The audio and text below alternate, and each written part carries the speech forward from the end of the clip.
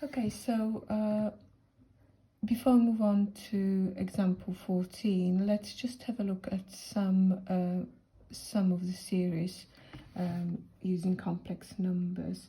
So if you have a question involving the following sum, z plus z squared plus z cubed plus z to the power of n. So in this case, our first value is a, it's equal to z, and we've got n terms over here. So you could actually get used to straight away rewriting this expression in exponential form, so that you know that it can be written in the following form. So if z is defined as cos theta plus I sine theta, you could also write it as e to the power of I theta plus e to the power of I theta squared plus e to the power I theta cubed and e to the power of I theta to the power of n, which really you could have straight away write it as e to the power of theta plus e to the power. You can either put 2 theta I or I 2 theta. Probably 2 theta I would look better, but let's just stick to this method, this way of presenting this series. Okay, and that's n theta. So this can also be written in terms of trigonometric form, and it's always a good idea if you've got a question where this is necessary to change it into trigonometric form. In this type of question, like in example 14, to write it also in terms of exponential forms first and then trigonometric forms. So this is cos theta plus I sine theta. That's the first term. The second term is going to be cos 2 theta plus I sine 2 theta. And then we've got, I'll just skip the cubed one, cos n theta plus I sine n theta. Okay, and the idea here is to be able to notice that this actually represents a complex number with a real and imaginary parts. So the real part is composed of all the terms that are free of I, so your causes. So you've got cos theta, add cos 2 theta, add all the way to cos n theta.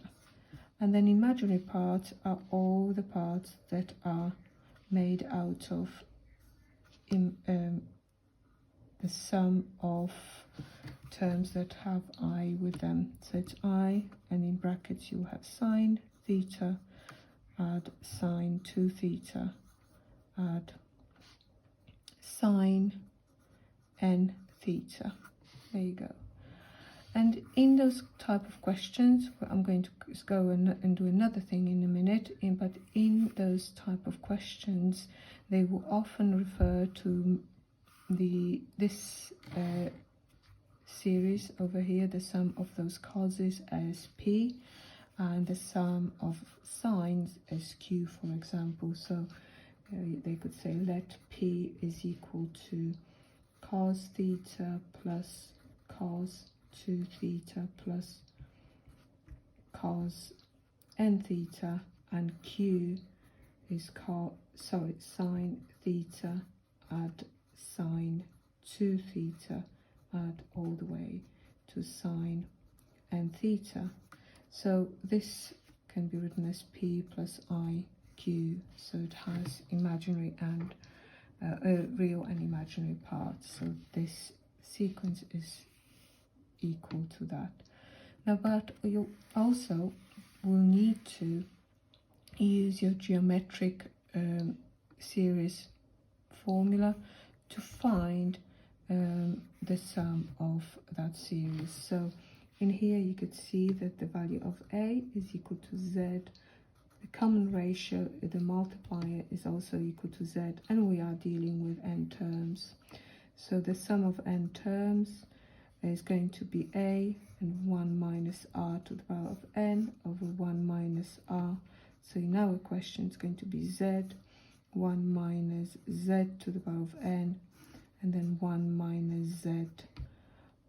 And then we'll have a go at replacing it in using our exponential equivalent. So e to the power of I theta, and then 1 minus e to the power of, I'll write it here, but next time you have to raise e to the power of theta to the power of n. Just write it as e to the power of I to n, because even using demois you could see that the argument is going to be multiplied by n when you raise it to the power of n. So it's I to n over 1 minus e to the power of I theta.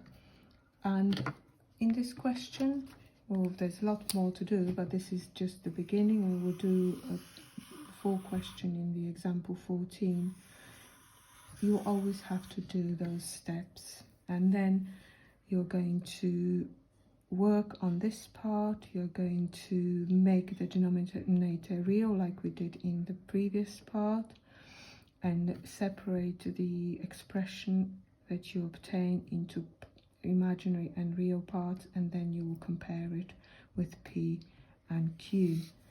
Well, find the expressions that are equivalent to P and Q. Okay, so let's give example 14 a go.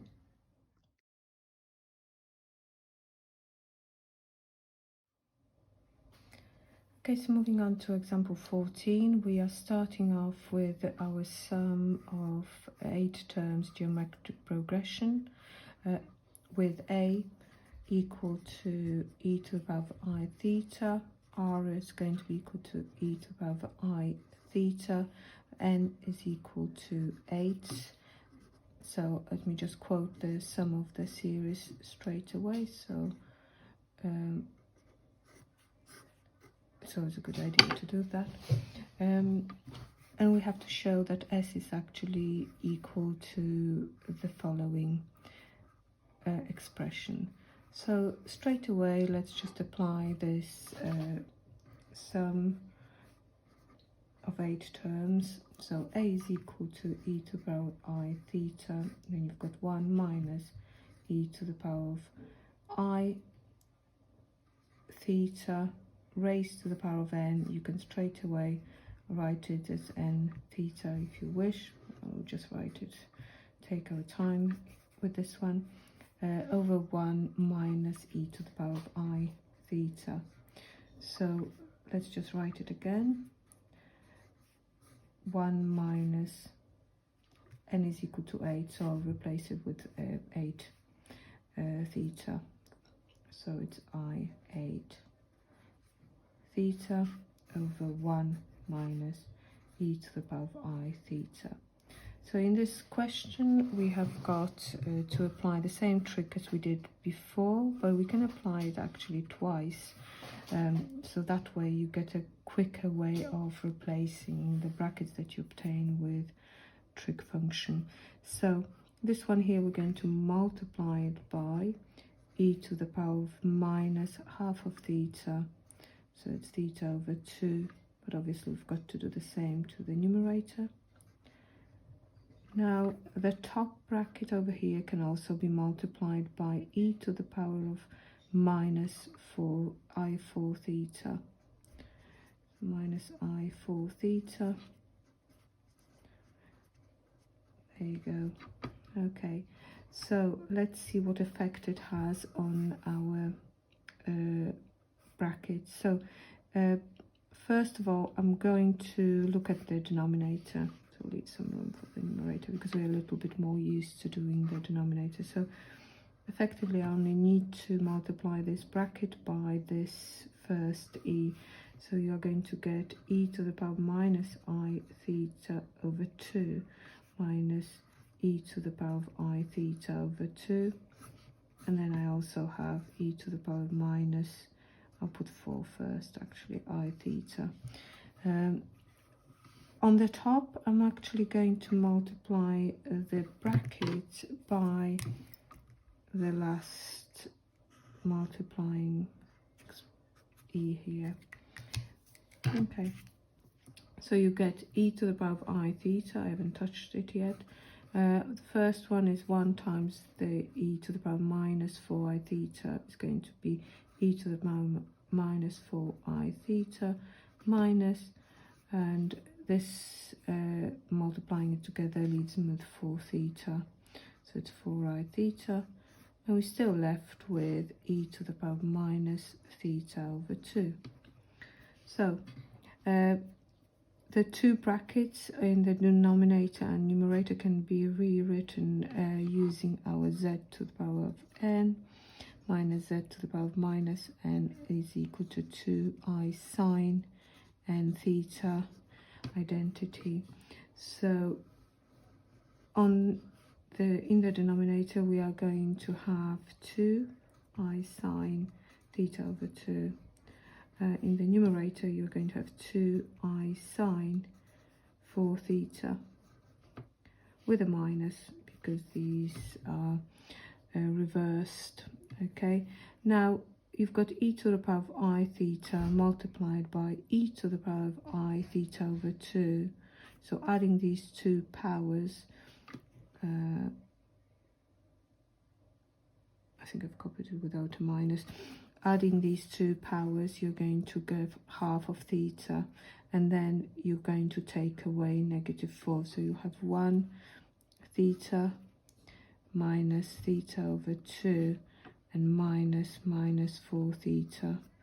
So you're going to get half, because 1 minus a half is a half, plus 4.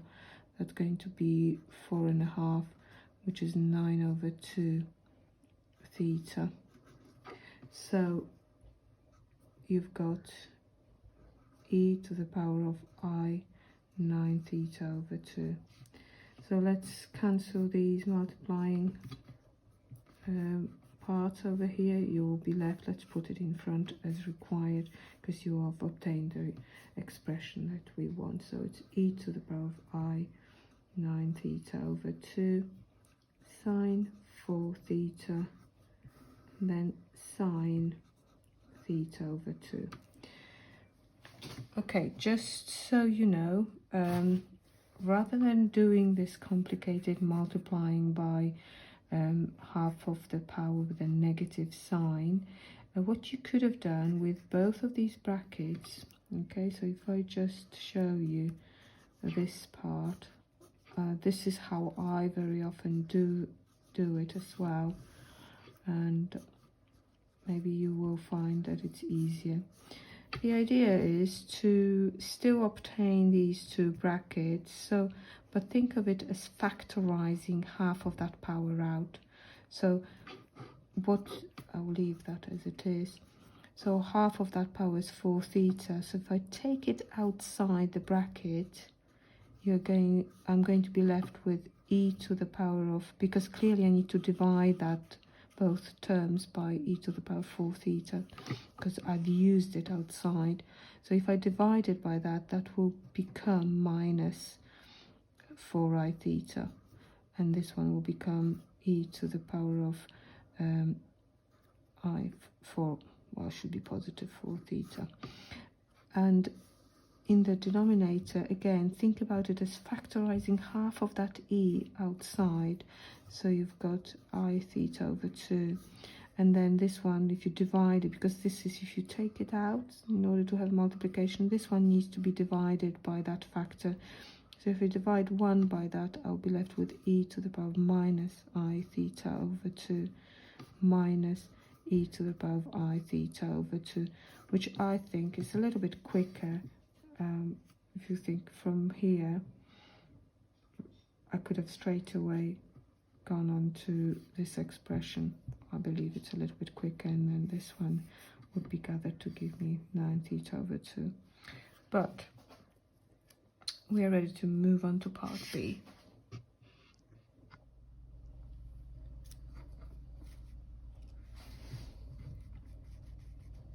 Okay, part B of example 14.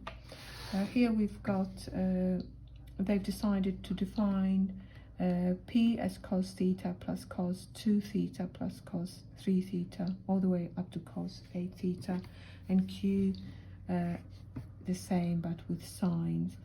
And we've got to use part A and show that P is equal to cos 9 theta over 2 sine 4 theta cosec theta over 2, and also we need to find what Q is and then what Q over P is as well. So let's have a look at what we've done so far in the previous parts. So we have found that S is equal to e to the power 9I pi over 2 sine 4 theta sine theta over 2. So let me just jot it down. So S is equal to e to the power of 9I pi over 2. I'll just write it like it is in the book, although I wrote it I first, but that's okay. There you go, theta over 2. Now, you saw from the introduction to that example that S, in our case, is equal to the sum of those complex numbers. So all the way up to 8 theta. And then you show that we've shown that this can be expressed as the sum of trigonometric complex numbers in trigonometric form. So I'll just do that quickly. I sine 2 theta plus all the way up to cos 8 theta plus I sine 8 theta. And if you gather the real parts, that's cos theta plus cos 2 theta plus cos 8 theta.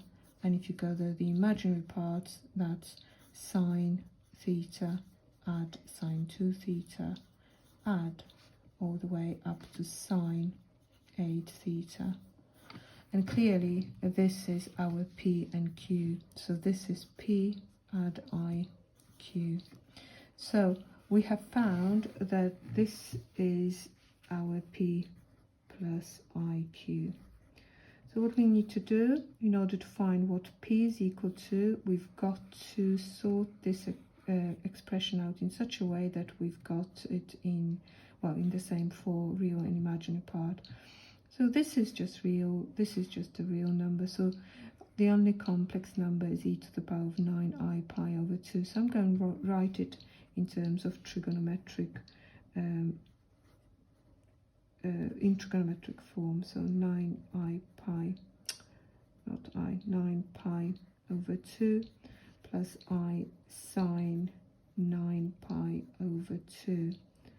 And this is multiplied by sine 4 theta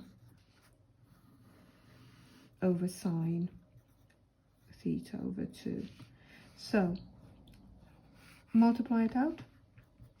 So you have cos 9 pi over 2 multiplied by sine 4 theta and divide that by sine theta over 2 plus this one here is I.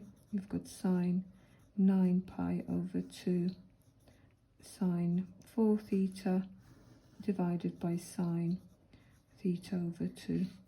So this part here, that's the real part.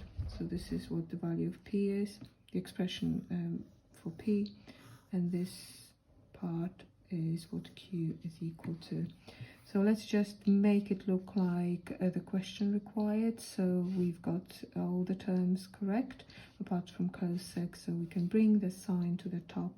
1 over sine is cosec, so we can write it as P is equal to cos 9 pi over 2 times sine 4 theta times cosec theta over 2, and Q is equal to sine 9 pi over 2 sine 4 theta and then cosec theta over 2. So I've actually found straight away in one go what P and Q are. So finally, Q over P, what is the value of, let's find the equivalent of Q over P in this question. So if you take your Q and you divide it by P, what am I going to get then?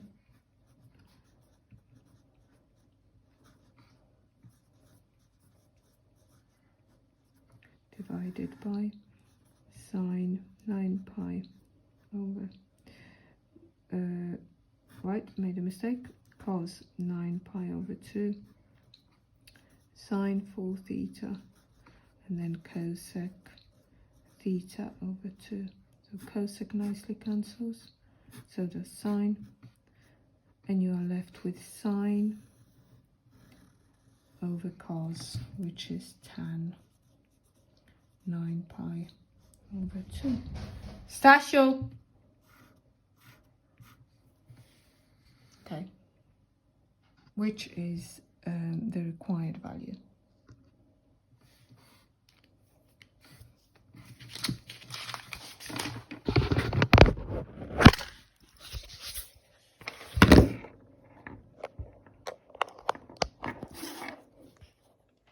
Okay, before we finish, just wanted to quickly correct myself. Just noticed the mistake. I suddenly, instead of 9 theta over 2, I started writing 9 pi over 2.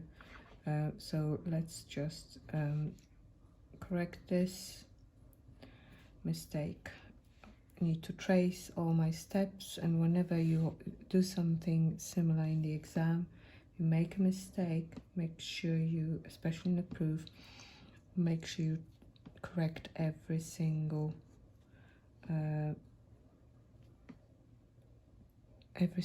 part that has a mistake. Otherwise you would lose an accuracy mark. So let me just check right here. It's 9 theta over 2, and we are ready to move on to exercise 1E. Please do not hesitate to ask for help. I will gladly help you with any problems you are encountering.